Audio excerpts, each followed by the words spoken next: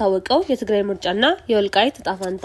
ሰላም ጤና ይስጥልን ውድ የኢትዮ ፎከስ ሚዲያ ተከታታዮች የዕለቱን ዜና ይዘንላችሁ ቀርበናል። ቻናላችንን ላይክ፣ ሼር፣ ሰብስክራይብ በማድረግ ቤተሰብ ይሁኑ። ወደ ዝርዝር ዜናችን እናልፋለን። ብልጽግና ፓርቲ ምርጫ የሚካሄዱ ነገር አጠራጣሪ በሆነበት ትግራይ ክልል ለሚገኙ የፓርላማና የክልል ምክር ቤት መቀመጫዎች አንድ ምርጫ ለማቅረቡን ይፋ የተደረገው የእጩዎች ዝርዝር ያሳያል። 6 የተቃዋሚ ፖለቲካ ፓርቲዎችና 2 ቅንጅቶች በበኩላቸው 101 እጩዎችን አስመዝግበዋል። በትግራይ የቀረበው ጠቅላላ እጩዎች ቁጥር በክልሉ ካሉት የፓርላማና የክልል ምክር ቤት መቀመጫዎች ብዛት ያነሰ ነው። የፌዴሬሽን ምክር ቤት አከራካሪ ባላቸው በወልቃይትና በሌሎች አካባቢዎች ላይ ውሳኔ ከማሳለፉ በፊት ይፋ የተደረገው የኢትዮጵያ ብሔራዊ ምርጫ ቦርድ መረጃ እንደሚያመለክተው በትግራይ ክልል በድምሩ 182 መቀመጫዎች አሉ። ከዚህ ውስጥ 152 ያህሉ የክልል ምክር ቤት እንደሆኑ 38ቱ ደግሞ በህዝብ ተወካዮች ምክር ቤት የትግራይ ተወካዮች እንደሆኑ ተጠቅሷል። ምርጫ ቦርድ ከአንድ ወር ገደማ በፊት የካቲት 23 2018 ዓ.ም ባወጣው መግለጫ በትግራይና አማራ ክልል መንግስታት መካከል አከራካሪ ሆነው የቆዩ 5 የምርጫ ክልሎች ከትግራይ ውጪ ሆነው ለብቻቸው ምርጫ እንዲደረግባቸው መወሰኑን አስታውቋል። የፌዴሬሽን ምክር ቤት በቀጥታ ለህዝብ ተወካዮች ምክር ቤት ምርጫ እንዲደረግ የወሰነባቸው ምርጫ ክልሎች ሁመራ፣ አዲረመጽ፣ ኮረም፣ ኦፍላ፣ ጠለምትና ራያ ናቸው። ይፋ በተደረገው የእጩዎች ዝርዝር ውስጥ በእነዚህ የምርጫ ክልሎች ለመወዳደር የተመዘገቡ ተወካዮች አልተካተቱም። በትግራይ ክልል ከፍተኛ የእጩዎች ቁጥር ያስመዘገበው ከህዝባዊ ወያኔ ሓርነት ትግራይ ህወሓት ተነጥለው በወጡ ፖለቲከኞች የተመሰረተው ዲሞክራሲያዊ ስምረት ትግራይ ስምረት ነው። የጠቅላይ ሚኒስትር አብይ አህመድ የምስራቅ አፍሪካ ጉዳዮች አማካሪ የሆኑትን ፓርቲው ሊቀመንበር ጌታቸው ረዳ ለውድድር ያላቀረበው ትምህርት 7 እጩዎችን ያስመዘገበው ለፓርላማ ወንበሮች ነው።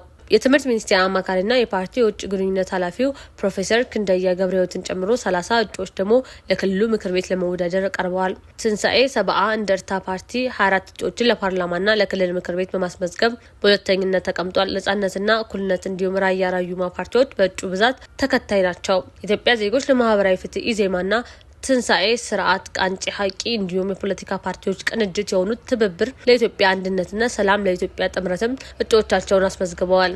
በደም አፋሳሹ ጦርነት ምክንያት 6ኛው አጠቃላይ ምርጫ ያልተካሄደበት የትግራይ ክልል ላለፉት 5 ዓመታት በህዝብ ተወካዮችና በፌዴሬሽን ምክር ቤት ውስጥ አልተወከለም። በኮቪድ-19 ወረርሽኝ የተነሳ በሀገር አቀፍ ደረጃ ምርጫ በተራዘመበት ወቅት ለብቻው ምርጫ በማካሄድ የመሰረተው የክልል ምክር ቤትም ከፕሪቶሪያ ስምምነት በኋላ ተበትኗል። ብሔራዊ ምርጫ ቦርድ በትግራይ ምርጫ እንደማይካሄድ በይፋ ባያሳውቅም ከሌሎች ሀገሪቱ አካባቢዎች በተለየ በክልሉ የመራጮች ምዝገባ ሂደት አልተጀመረም። ሀገር አቀፍ ደረጃ የመራጮች ምዝገባ በተጀመረበት የካቲት 28 2018 ዓ.ም ትግራይ ክልል ውስጥም ተመሳሳይ ሂደት ለማከናወን እቅድ የነበረ ቢሆንም በተለያዩ ምክንያቶች ሳይሳካ መቅረቱን የቦርዱ ሰብሳቢ ሜላትወርቅ ኃይሉ መናገራቸው ተዘግቦ ነበር። ሰብሳቢዋ የምርጫ ምዝገባ ሂደቱ ወደፊት እንደሚጀመር በወቅቱ እንደገለጹም ተናግረዋል። እስካሁን ድረስ ግን በክልሉ የመራጮች ምዝገባ ለመጀመሩን ቢቢሲ ትግረኛ ያነጋገራቸው ነዋሪዎች ገልጸዋል። ምርጫ ቦርድ በክልሉ የሚገኙ ምርጫ ክልሎችና የምርጫ ጣቢያ ጽህፈት ቤቶች እንዲዘጋጁለት ከታህሳስ ጀምሮ ለትግራይ ክልል ጊዜያዊ አስተዳደር ያቀረባቸው ጥያቄዎች እስካሁን ምላሽ አለማግኘታቸው ምንጮች ተናግረዋል።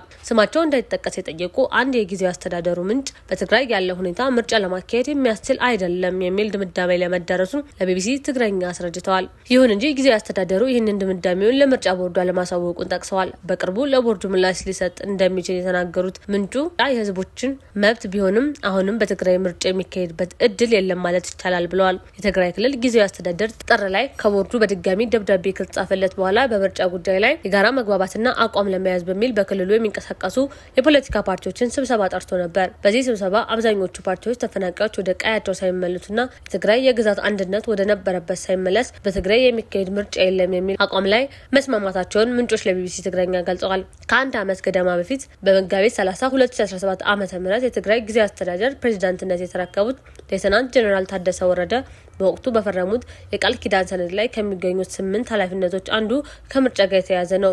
ትግራይ ክልልን ለዲሞክራሲያዊ ምርጫ ዝግጁ የማድረግ የቤት ስራ የተሰጣቸው ሌተናንት ጄኔራል ታደሰ ይህን ማሳካት የቻሉ አይመስልም። የሚመሩት ጊዜ አስተዳደር የተራዘመለት የ1 ዓመት ቆይታ ጊዜ የሚጠናቀቅ ከ2 ሳምንት ያነሰ እድሜ ቀርቶታል።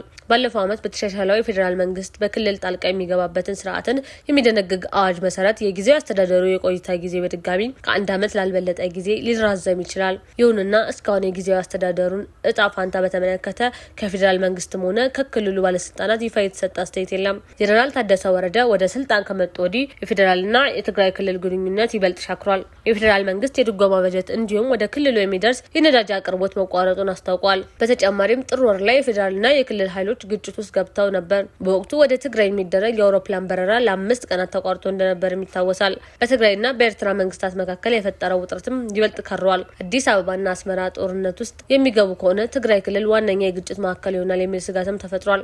ከፖለቲካ ፓርቲነት የተሰረዘው የትግራይ ዋነኛ የፖለቲካ ተዋናይ ህወሓትም ህጋዊ ሰውነቱ ወደ ነበረበት ሳይመለስ በትግራይ ምርጫ ይካሄዳል ተብሎ እንደማይታሰብ የፓርቲው ቃል አቀባይ ሚካኤል አስገዶም ከዚህ ቀደም ለቢቢሲ ተናግረው ነበር። ትግራይ ክልል ውስጥ አስቻይ ሁኔታ ያልተፈጠረው ለምርጫ ብቻ አይደለም። የኢትዮጵያ ሀገራዊ ምክክር ኮሚሽን በትግራይ ክልል ያደርግ የነበረው የአጀንዳ ማሰባሰብና የሀገራዊ ምክክር ጉባኤ ተሳታፊዎች ልየታ መድረክ በአዲስ አበባ እንደሚካሄድ ዛሬ መጋቢት 18 2018 ዓ.ም አስታውቋል። ኮሚሽኑ እዚህ ውሳኔ ላይ ደረሰው በክልሉ ተሳታፊዎችን ለመለየትና አጀንዳ የማሰባሰብ ተግባር ለማከናወን የሚረዳ አስቻይ ሁኔታ ባለመፈጠሩ እንደሆነ ገልጿል። በአስቻይ ሁኔታ እንዲፈጠር የክልሉ ጊዜያዊ አስተዳደር እና በክልሉ ከሚንቀሳቀሱ የፖለቲካ ፓርቲዎችን ጭምር ያላካተቱ 22 በላይ ውይይቶችን በመቀለና አዲስ አበባ ከተሞች ማድረጉን አስታውሷል። በዚህ ውጥንቅጥ ውስጥ ባለው ትግራይ ምርጫ ይካሄዳል የሚለው ሀሳብ ለክልሉ ነዋሪዎች የሚዋጣ አይመስልም። ከነዚህ ነዋሪዎች አንዱ በመቀለ ዩኒቨርሲቲ የቋንቋና የስነ ጽሁፍ መምህርና አክቲቪስት የሆኑት አብርሃ ኃይለዝጊ ናቸው። አብርሃ ክልሉ ከምርጫ ይልቅ የጦርነት ስጋት እንዳረበበበት ለቢቢሲ ትግረኛ ተናግረዋል። ጦርነት ይጀምራል የሚል ስጋት ወጣቶች ወደ ሌሎች የኢትዮጵያ አካባቢዎች እየተጓዙ መሆኑን በማሳያነት ጠቅሰዋል። የክልሉ ሁኔታ እርግጠኝነት ላይ ለመድረስ በማያስችሉ ሁኔታዎች የተሞላ መሆኑን የሚናገረው አብርሃ አሁን ምርጫ ቅንጦት ሆኗል ሲሉ ምልከታቸውን አጋርተዋል። የፌዴሬሽን ምክር ቤት አከራካሪ ሲል የገለጻቸው 5 ምርጫ ክልሎች ከትግራይ ውጭ ሆነው የህዝብ ተወካዮች ምክር ቤት ተወካይ እንዲመረጥባቸው ያሳለፈው ውሳኔ ከክልሉ ጊዜያዊ አስተዳደር ፓርቲዎችና ከሀራ መሬት ታጣቂዎች ጭምር ተቃውሞ ገጥሞታል። በአማራ ክልል በኩል ያሉ የፖለቲካ ተዋናዮች በአንጻሩ ድጋፋቸውን ችረውታል።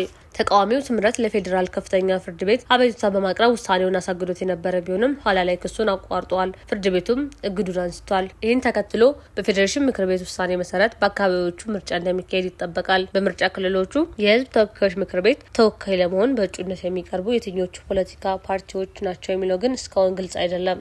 ቢቢሲ አማርኛ ያነጋገራቸው አንድ የምርጫ ህግ ባለሙያ እነዚህ ቦታዎች ከትግራይ ክልል ውጭ ሆነው በቀጥታ ምርጫ እንዲደረግባቸው መወሰኑ በክልላዊ ፓርቲነት የተመዘገቡ የፖለቲካ ቡድኖችን ከመወዳደር ሊያግዳቸው እንደሚችል ገልጸዋል።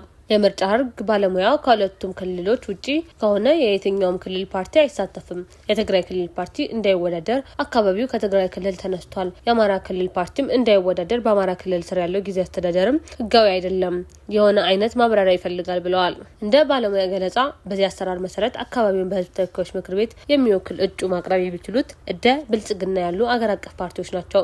ቢቢሲ በጉዳዩ ላይ ከምርጫ ቦርድ ማብራሪያ ለማግኘት ያደረገው ጥረት አልተሳካም። ቢቢሲ በተመለከተው የምርጫ እጩ ዝርዝር ውስጥ እነዚህ አካባቢዎች አልተካተቱም። ይሁን እንጂ በአማራ ክልል ስር የተመሰረተው የወልቃይት ጠገዴ ሰቲት ሁመራ ዞን አመራሮች የብልጽግና ፓርቲን ማኒፌስቶና የምርጫ ምልክት ባለፈው የካቲት ላይ በዞኑ ይፋ አድርገዋል። የዞኑ ዋና አስተዳዳሪ አሸተ ደምለው 7ኛው አገራዊ ምርጫ ህዝቦችን የመምረጥ መብት ያገኘበት ታሪካዊና ፍትሃዊ ምርጫ ነው ሲሉ በማስታወቂያ መድረኩ ላይ ተናግረዋል። የአካባቢው ህዝብ በምርጫው መሳተፉ የህዝቡን የወሰንና የማንነት ጥያቄ መመለስ የሚያሳይ ትልቅ እድል መሆኑን የገለጹት የዞኑ ምክትል አስተዳዳሪ ኮሎኔል ደመቀ ዘውዱ ደግሞ ነዋሪዎች እንዲመርጡ አሳስበዋል። የምርጫ ህግ ባለሙያው በእነዚህ አካባቢዎች በቀጥታ ለተወካዮች ምክር ቤት ምርጫ እንዲደረግ የተወሰነው የፌዴራል መንግስቱ በጀት የሚመድብለትና የሚቆጣጠረው የሚያግዘው የፖለቲካ አስተዳደር በአካባቢው እንዲመሰረት ለማድረግ ነው የሚል ምልከታ እንዳላቸው ተናግረዋል። ባለሙያው አከራካሪ ተብለው በተገለጹት አካባቢዎችም ቢሆን ለሚካሄደው ምርጫ የሚሆን አስተማማኝ ደህንነት የመኖሩ ጉዳይ ላይ ጥያቄ ያነሳሉ። የራያ አካባቢዎች በትግራይ ኃይሎች ስር እንደሚገኙ በማሳየነት ጠቅሰዋል። በተለይም በኮረም፣ አላማጣ፣ ራያ ያሉ አካባቢዎች ከሞላ ጎደል በህወሓት አስተዳደር ናቸው፣ ከዚያም ያካለፈ ግጭት የሚፈጠርባቸው ናቸው ሲሉ ስጋታቸውን ገልጸዋል። በወልቃይት አካባቢዎች የበላይነት ያለው ኃይል በመኖሩ ምርጫ ለማደራጀት የተቻለ ሁኔታ መኖሩን ጠቅሰዋል። አክለውም በራያ አካባቢዎች ምርጫ ቦርድ በምን አይነት ሁኔታ ምርጫውን ሊያደራጅ እንደሚችል እርግጠኛ አይደለውም። በሌሎች የትግራይ አካባቢዎች ምርጫ የማይደረግ ከሆነ በእነዚህም ላይ ለማድረግ የሚያስችል ፖለቲካዊና ደህንነት ሁኔታ አለ ብዬ አላስብም ብለዋል። የዕለቱ ዜና ይህን ይመስል ነበር። በሰላም ዋሉ።